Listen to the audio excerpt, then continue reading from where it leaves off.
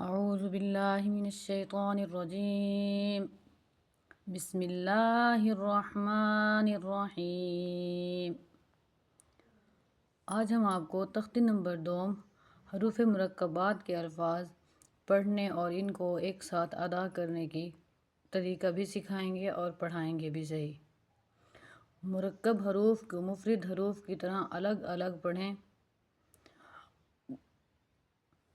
یہ ہیں تو مرکب حروف، مفردات حروف ہیں اور مرکب دونوں ایک ساتھ لکھے ہوئے ہیں۔ ان کے لفظوں کو آپ نے اچھے طریقے سے پہچان رکھنی ہے، اور کسی لفظ کو پورا لکھا جاتا ہے، کسی کا تھوڑا سا سرا لکھا جاتا ہے، تو اس کو آپ نے اچھے طریقے سے پہچان رکھ کر اور ان کو اچھے طریقے سے ادا کرنا ہے۔